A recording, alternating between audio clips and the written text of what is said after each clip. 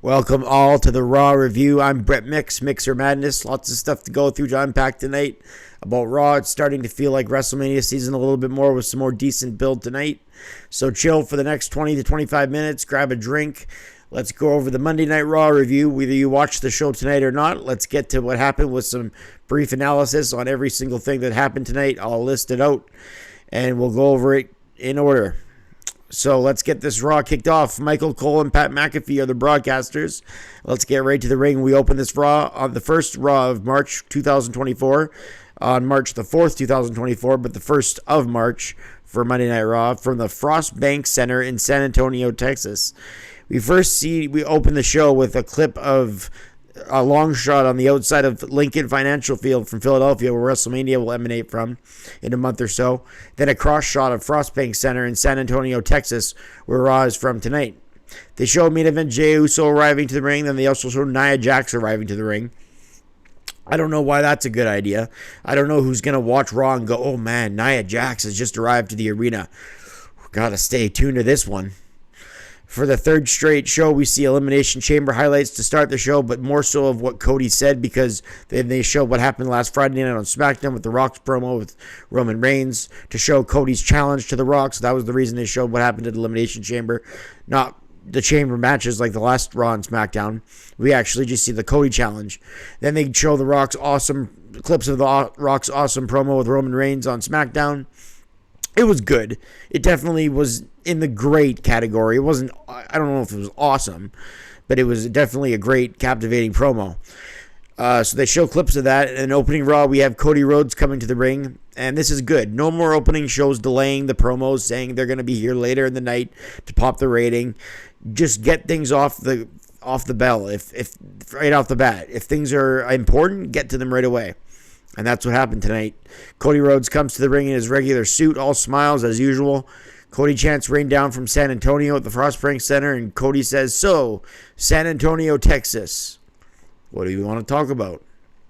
I'd love it if we could speak about the WrestleMania 40 in the main event. I will stand across from the greatest champion from Roman Reigns, but there's a distraction from talking about that because of The Rock. He mentions the Instagram video he uploaded, and Rock spun the singles match like a politician that he is, and people don't want Cody versus Roman. The people want Rock versus Roman. Then the crowd chanted something else. We want Cody. And then the fans then chanted, we want Cody, as Rhodes said that. Then he didn't just challenge me. He challenged my friend. I think we're friends, Cody said. Let's bring him out right now. And we knew it was only a matter of time because he sticks his face everything that matters, just like Drew said later in the show. Seth freaking Rollins. Great, I figured he was coming out, but I get nauseous during his entrance because of the whole, whoa, oh. You guys know it. I don't have to do it into the microphone. That's just more torture for you guys. Whoever's chosen to watch this review. I don't know what's worse, that music or the American Males theme that they used to play in WCW with Scotty Riggs and Marcus Alexander Bagwell before he was Buff Bagwell. Then the right to censor. It's between those three themes that just drive me crazy. I don't know. The first thing he does is just that. Cody calls Rock and Roman two Mount Rushmore wrestlers. Really, then. So who are the other two? Cena, Hogan, Austin, Brett, Shawn Taker, Bruno, Flair, Savage, Andre, Rock.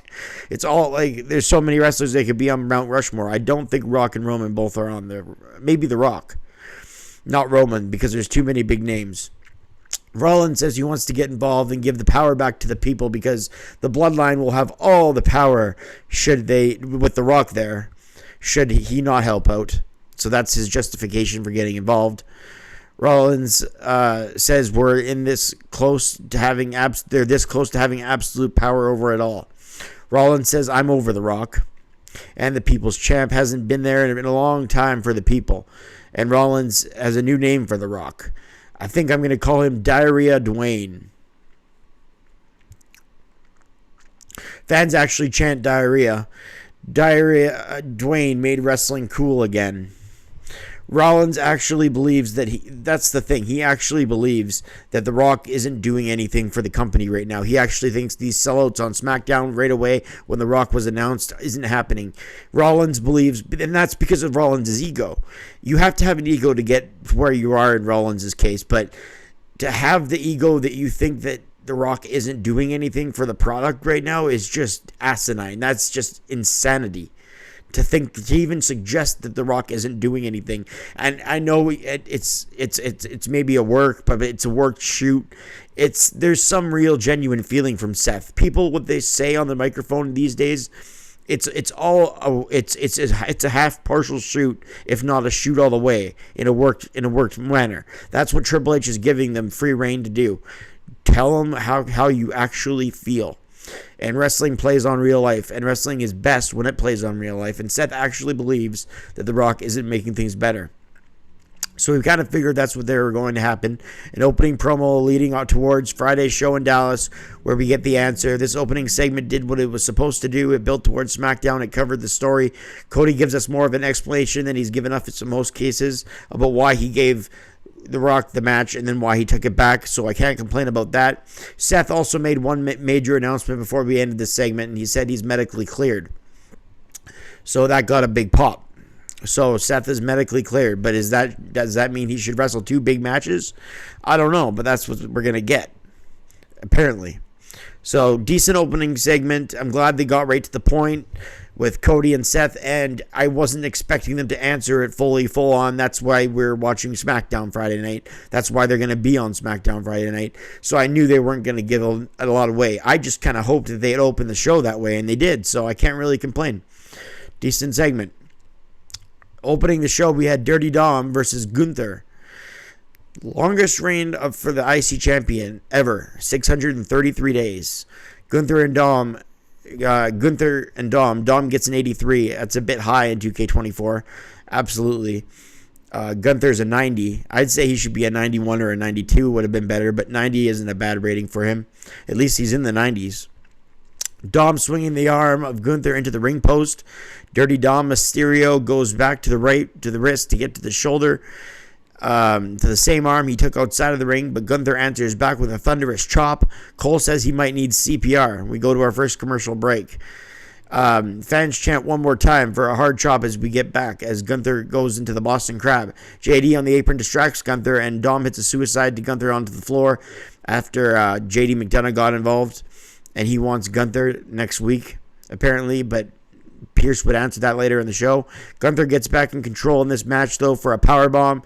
Then Dom hits a sunset flip and a flying forearm, and Dom goes for the 619 and hits it. Dom then no one home above as Gunther hits a T-Rex dropkick and a powerbomb back into the Boston Crab. 9.5 minutes. Gunther wins by submission over Dirty Dominic Mysterio of the Judgment Day. I give that opening match a 2 stars. Forgot to say this off the bat, but hit like and subscribe if you like my reviews. If you're still with me in this review, if you follow the Monday Night Wars, anything, I'd follow today's action. Hit subscribe if you haven't already. I'd really appreciate it. Next up, Damage Control is backstage, and thankfully we get a "Why are you here?" from the GM. Kai says it. I love explanations that way. Kai says they're here to scout. And Pierce gives a sarcastic, "Oh, I'm sure nothing could go wrong with you guys scouting." Then Shinsuke says, "We need to talk." And Pierce says he has an announcement about the IC title. So if it's about that, he'll get to that. I'm wondering why Shinsuke would be in the running at all. He's been a loser for the last half a year. He did have one victory over Sami Zayn a few weeks ago, but that's the only victory he's had. He lost all those matches to Cody. Katiana Chance and Kaden Carter take on Shayna Baszler and Zoe Stark. More on that later. So we got a tag women's match. This is a rematch. We have a lot of rematches tonight. Jey Uso versus Drew McIntyre in the main event. That's a rematch. This is a rematch from a few weeks ago. And so on tonight, we have rematches. We have more of them. I like the team of Shayna and Stark. Not the strongest promo, but they make up for it in the ring. They're total badasses in the ring. Andrade will make his Raw debut tonight, they say. Re-debut. Former champs Cater and Chance end their theme, while Stark and Baszler didn't get a TV entrance. Baszler and Stark with a nice combination, taking Chance and Carter to the outside. Meanwhile, Damage Control are scouting them at the announce table on the outside. A double Spanish fly off the top, astutely pointed out by McAfee on commentary. Stark elevated Chance to land on the top rope, then a 450 splash to Stark, and Baszler saved the match from dragging her out, then a Karafuda clutch after the after party, but Stark rolled up Chance simultaneously as they win in under 5-6 minutes. Good quick match. Kai said Houston is a superior city, and they will give Stark and Baszler a chance at their titles next week, and then Shayna says it's about time. I give that women's tag match 2 stars and a quarter. Good match. Speaking of good female matches, Nia Jax took on Becky Lynch. I know, saying good match, Nia Jax in the same sentence, believe me, I'm surprised too. But that's what happened. Nia Jax took on Becky Lynch in another rematch. So, tons of rematches tonight. That's not what you want to see at WrestleMania season, but they actually pulled most of them off pretty well. So, I can't complain too much. There's going to be people in the community that complain about the rematches and how there's nothing exciting on Raw, and they're just going to be, all doom and gloom. But it's not that bad. They're making things make sense, at least. There's a lot of story behind every match that happens. That's all we can really ask for as wrestling fans. I mean, sure, we want to be captivated and entertained to the highest degree, but at the same time, if they're making sense and they're doing things logistical, you can't just say it's all bullshit, because that's not being honest. Being honest, the Vince McMahon run shows in the past that had made no sense at all. I'm talking about during the pandemic, around that era, around the time of Retribution. If you remember them, I know our minds probably tried to forget them, but Retribution, then things were like really bad. Now Triple H, he's making things make sense. It's not the most entertaining TV, especially Raw, but things are making sense. So you can't say it's just shit and rematches, and you can say that if that's your opinion, but I don't think it's very factual. That's just my opinion, though. So I'll get to what I think of this Raw as a whole at the end of the review.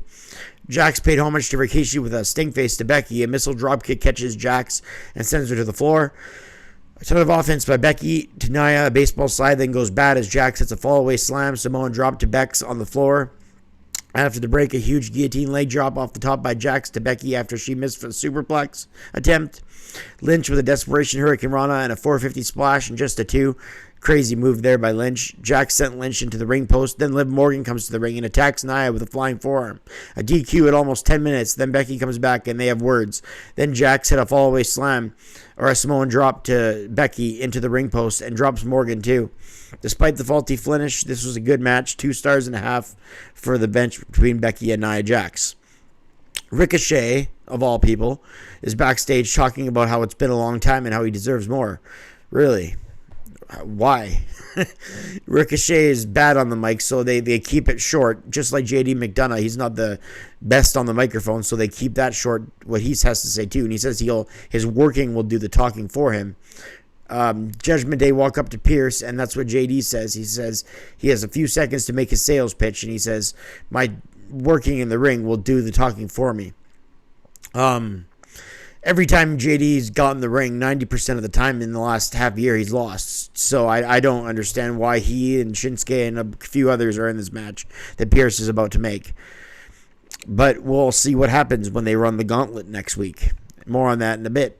Speaking of Mania, and more on that in a few seconds, actually. But speaking of Mania, I'm here thinking about the Hall of Fame. And I was thinking, did they forget the Hall of Fame? But more on that later. We'll have a Hall of Fame announcement.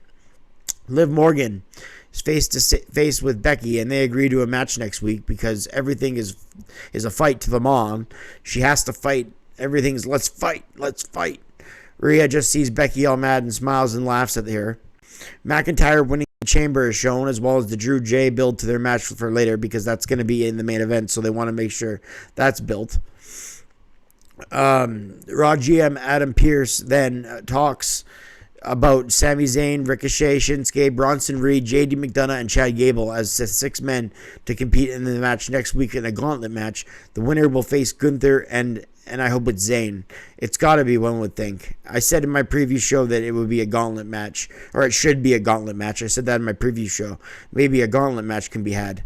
And sure enough, they're having a gauntlet match. Not that I'm saying they took that from me. That was only a few hours before the show. I said that. And I'm not saying they're watching my reviews or previews by any means. But I'm just saying that that's what I said would be a good way to get the number one contender, and that's what they're going with. Andrade versus Apollo Crews, a re-debut for Andrade. A headbutt to Crews, Apollo with a superplex, and then the Three Amigos in Texas paying homage to Eddie Guerrero, a deep arm drag and a big DDT. The Shadow to La Sandra, a victory. He puts away Crews in a few short minutes. Andrade picks up the win in his return to Raw. I give it a star. Jackie again with Sami Zayn. I'm starting to think these two have some deep love connection with all the promos they've put in together. Zayn says this is his road to Mania. Ivar then shows up and says he knows he can't beat Gunther. Sami says, I know I can beat you and Ivar tonight.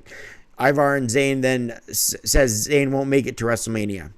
Cole has to remind McAfee on commentary that it's WrestleMania season because he says he's bummed out. And he went, oh yeah, it's good that he's reminded.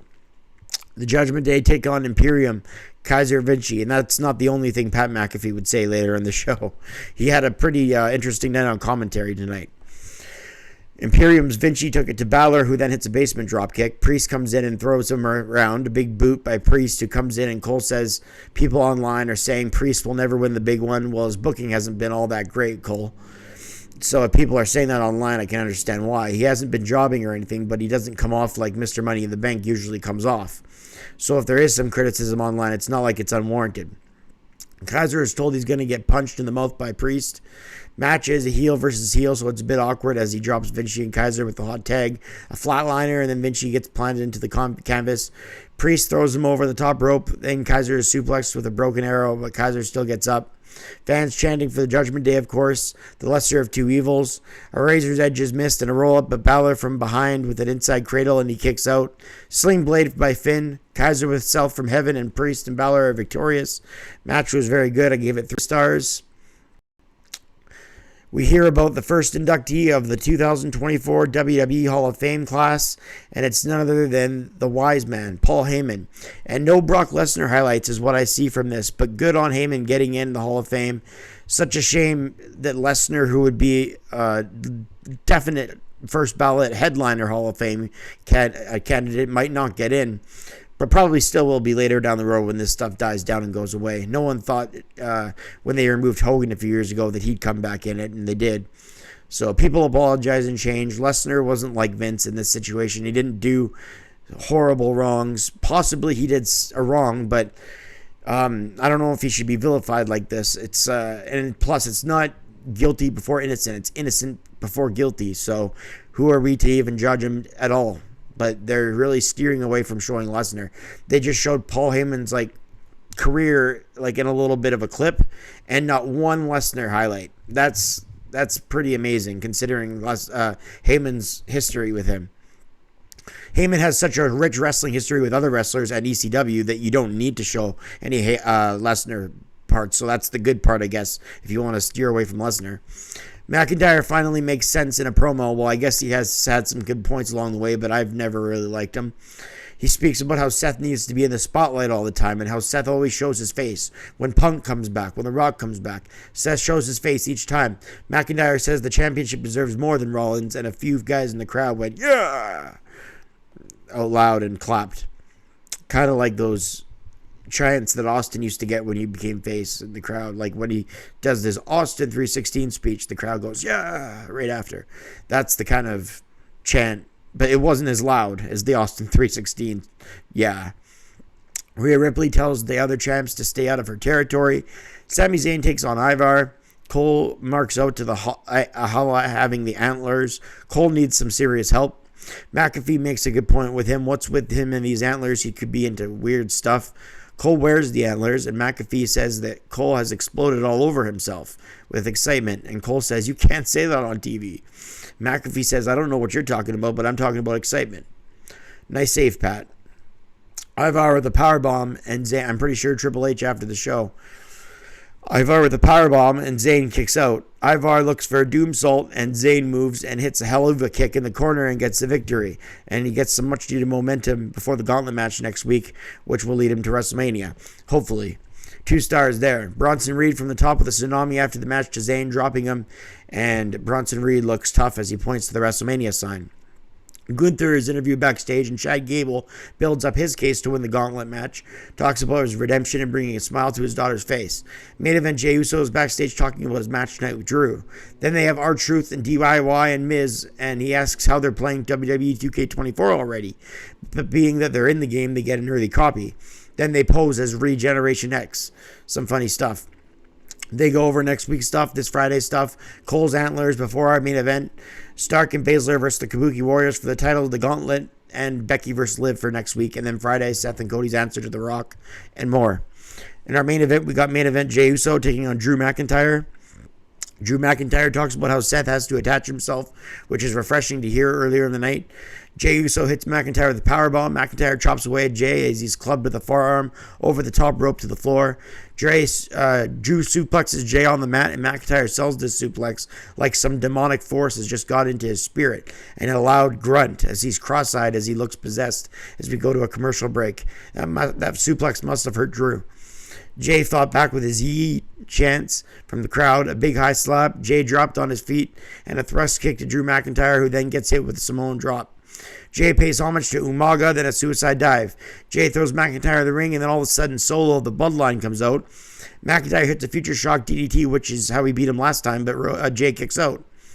Cody Rhodes' music hits, and he brawls with Sikoa and clotheslines him over the barricade. Drew hits his 3-2-1 Claymore into the ring, but gets countered by a thrust kick by Jey, who hits 3 thrust kicks. A hat trick.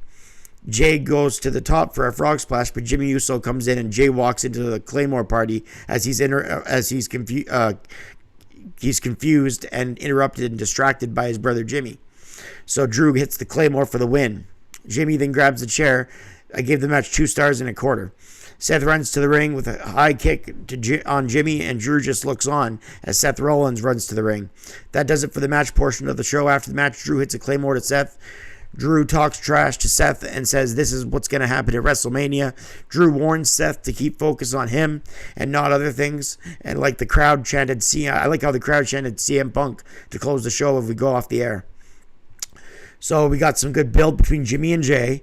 We got build between Cody and the Bloodline. And we got build between Seth and Drew to end the show. So we have Jimmy, Seth, Drew, all of these guys brawling it out together. This show overall, I give this a 5.5 out of 10. It was a night of tying things together and more Mania build with a lot of different characters getting their time to shine. Was it enthralling or must-see television? No. Was it edge of your seat WrestleMania season captivation? No. That's why I'm picking it in the 5.5 area. It makes you want to watch SmackDown this Friday night. Did its job that way as good as they can do in the brand extension when you can't really cross-promote too well. They give us some story about Cody, what he did, and that's always welcome. Certainly more than they didn't give us before, explanation-wise. I thought it was good how they built up to the 6-man gauntlet, as well as both female and male tag divisions, keeping main event Jey Uso in the main event. It did a good job from a storyline point of view. Every match had meaning or a story behind it from the 7 matches in all in totality. And as always, the rematches still left something else to be offered. They gave us different outcomes, even if the same guy won. So now it's all eyes on SmackDown. I will have your preview and review later in the week for SmackDown, just like I'll have the Raw rating video out soon. Quality-wise, this is a 5.5 out of 10. That's your quality rating and Raw review from March 4th, 2024 from San Antonio, Texas. In the meantime, please hit like and subscribe if you're new to my channel, and if you like this Monday Night War reviews that I do every day or every other day on this channel, please consider subscribing and being a part of that. Thank you for being part of this review. I'm Brett Mix, and we'll see you on the next one. I'm out.